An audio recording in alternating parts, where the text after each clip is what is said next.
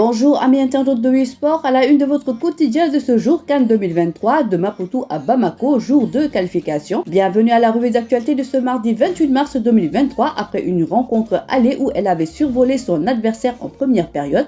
L'équipe nationale du Sénégal retrouve le Mozambique ce mardi à Maputo 16h GMT avec la possibilité d'assurer la qualification à la CAN 2023. Le Sénégal peut et doit absolument valider son billet pour la prochaine Coupe d'Afrique des Nations de ce mois de mars, histoire de confirmer un peu plus son statut de tenant du titre de la compétition.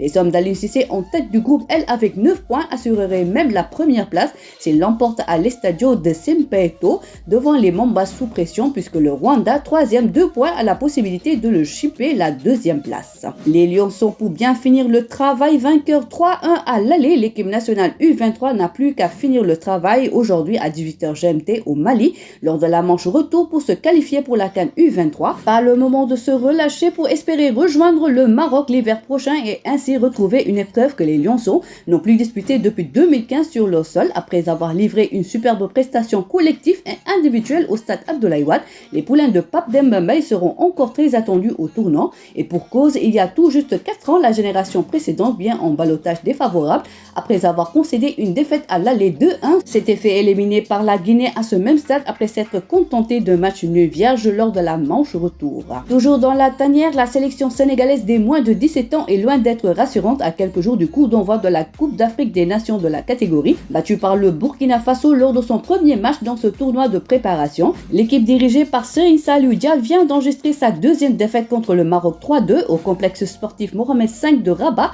Avec le retrait du Soudan du Sud, les Lionceaux vont donc se contenter d'un bilan catastrophique, 2 défaites sur 2 sorties, à un mois à la messe africaine programmée du 29 avril au 19 mai en Algérie. À Serigne Saliou Dia et son staff de rectifier le tir avant donc ce grand rendez-vous. Toujours direction Côte d'Ivoire 2023, après le Maroc, l'Algérie se qualifie. Sans surprise, l'Algérie sera au rendez-vous.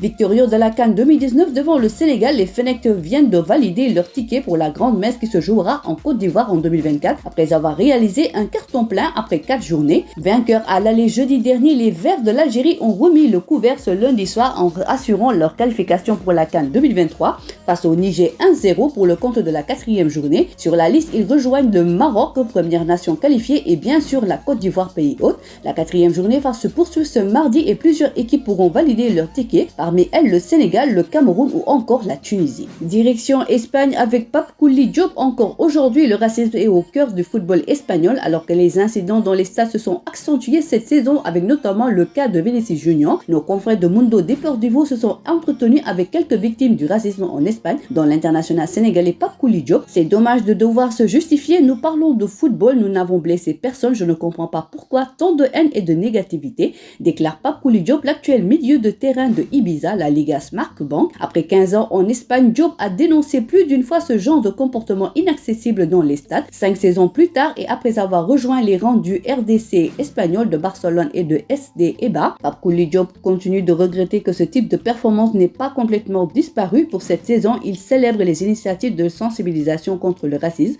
et la xénophobie promues par la Liga. On termine par du l'ample message ferme d'Ama Baldé pour Modulo. Le fils de Falaye Baldé est loin de vivre la meilleure période de sa carrière de lutteur. Force est d'attendre son adversaire Modulo blessé. Seul le Bundao s'est à son tour blessé à la veille de son duel contre Gris Bordeaux. En ce qui concerne son face-to-face contre Modulo, Ama révèle qu'il n'a pas eu de nouvelles de Luc Nicolaï depuis l'échec de son combat face au roi des arènes. Resté évasif par rapport à son prochain duel face au roi des arènes, Ama Baldé n'a pas manqué de piquer le roc des Parcelles Assainies. Il ne peut pas diviser Pikine, que Boignon soit roi des arènes ou que je le sois. C'est Pikine qui gagne, ce sera la fierté de Pikine, que les gens le sachent ainsi, a tonné le fils de Falaye Baldé. Voilà, c'est tout pour aujourd'hui. L'actualité sportive continue sur nos plateformes digitales. Le site numéro 1 du sport au Sénégal, sport.com, est maintenant disponible en version application mobile sur iOS et Android.